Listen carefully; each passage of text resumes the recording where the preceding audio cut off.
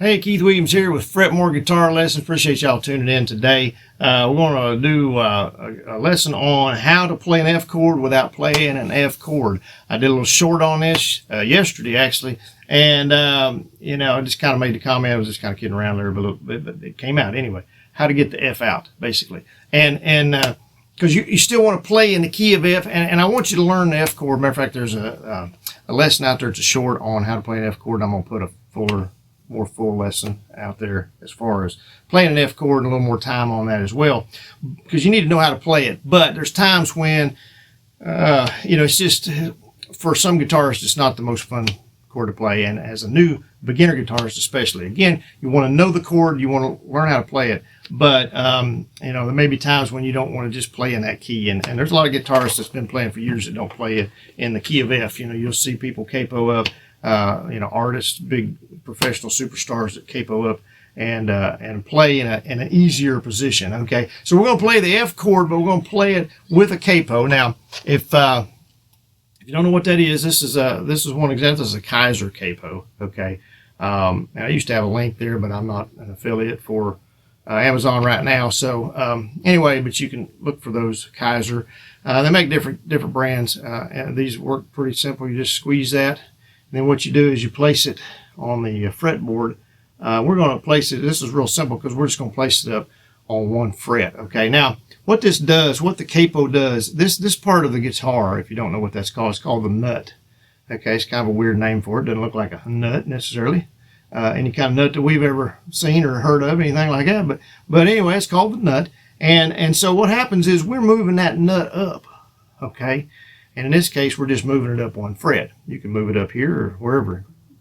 But we're just going to move it up one fret in this case, okay? So what happens is everything moves up, okay, a step or a half step in that case. And what you want to do is you want to make sure you get that. I don't know if I got it down far enough, actually. You want to make sure you're covering all 6 strings, okay? And you want to get real close to that fret without getting on the fret, okay? You want to get close to it because, like I say, it's you don't want it in the middle of the fret or anything, but because you want to close that off at the fret. But again, don't get on the fret. Just get right beside it as close as you possibly can. All right. So what happens is, like when you're playing an E here, that's E. Okay.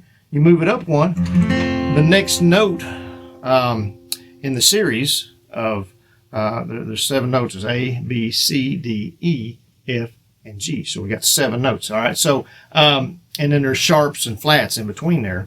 But in the case of E and F, there's no sharp or flat. E goes straight to F. There's no E sharp.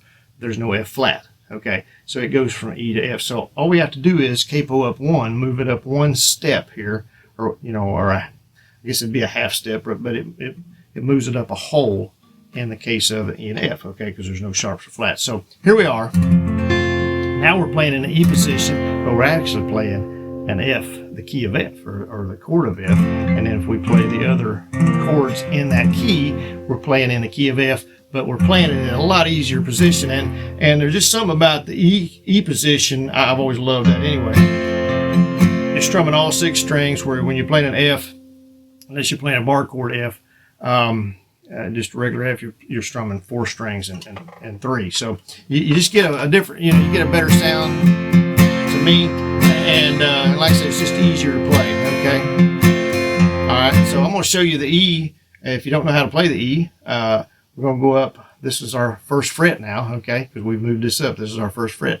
Up 3. 1, 2, 3. First finger. Second finger goes on the 5th string of the 2nd fret. Third finger goes on the 4th string of the 2nd fret. We're going to strum 6 strings. And there's an F chord, right? Okay. Now the key of E, okay, has an E, A, and a B7 in it, okay, or a B. You can play a B, but I'm going to show you the B7 just to make it a little easier. So the A goes on the 2nd fret, 1, 2. And I get the 3rd and 4th strings with the flat part of my 1st finger here, okay? And I'll show you another way of doing that if you can't do that. 2nd finger goes on the 2nd fret. We strum 5 and 4. Okay? If you're having trouble getting that, you can do three fingers, still the same 3 strings, just using 3 fingers instead of 2, and you go fourth string with first finger. Second finger goes on the 3rd string. Third finger goes on the 2nd string. We're still doing 5 and 4. Okay, all right. And then we're going to go over to B7th. B7th is much like the E. It just changes a couple. It's real easy to position and change positions to the E and the B7th. So B7th starts out on the 4th string of the 1st fret, and the 2nd finger goes on the 5th string, just like in the E chord. And then the 3rd finger drops down to the 3rd string of the 2nd fret, and then we use our pinky finger, the 1st finger, or 4th finger on the 1st string of the 2nd fret. Okay, and that's B7. So, but that's playing. That's playing in F. So everybody else is like, oh, they're playing in F. Okay, I'm playing in F too. And so I believe I keep a close watch on this heart of mine. Okay, that's I Walk the Line. Johnny Cash is in F, but I play it like that, and that's I'm pretty sure that's the way he plays it too. Because another thing too, sometimes capoing up, it allows you, well, like I say, we're playing an E position, so we're using all 6 strings. Whereas if we were in the F position over here, then we'd only have 4 strings. We wouldn't get to do the same thing that we're doing with, up here.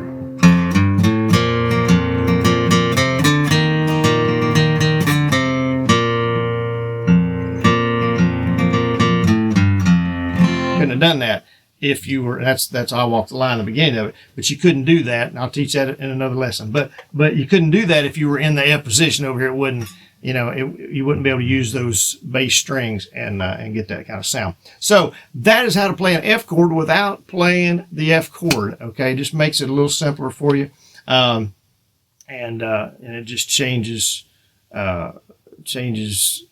positions by one thing. Just having that capo and just playing it in the E position makes it a lot easier for you. And we'll go over some other things later on, some other videos on capoing up and how you can change and play in different positions. Sometimes you just want to change it because it sounds different. It gives you a different sound, and everything. Like I think Jolene goes up here. This is not a lesson here. It's just.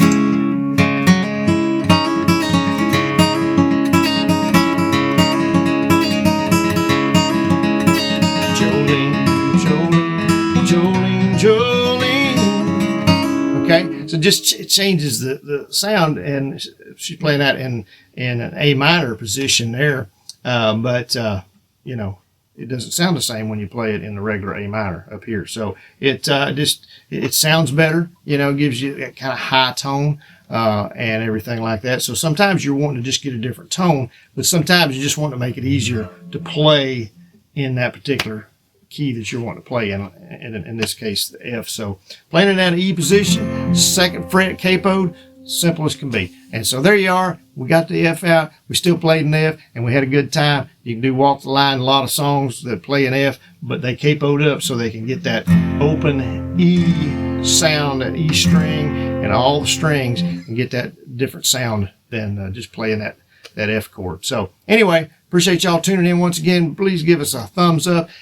Subscribe to our channel. Turn on your notifications. You got any questions, comments, complaints, whatever you got, whatever. I mean, I won't answer the complaints, but no, I probably will. I will. If you got legitimate concerns and everything, I would love to hear them. Seriously, we want to improve this channel and give you the best quality we possibly can and teach you everything we possibly know, which won't take long with me. I can teach you about everything I know in 5 minutes. But anyway, and have time left over probably. So anyway, appreciate y'all tuning in to Keith's Place here and Fret More Guitar Lessons. And we'll see y'all next time. Thanks.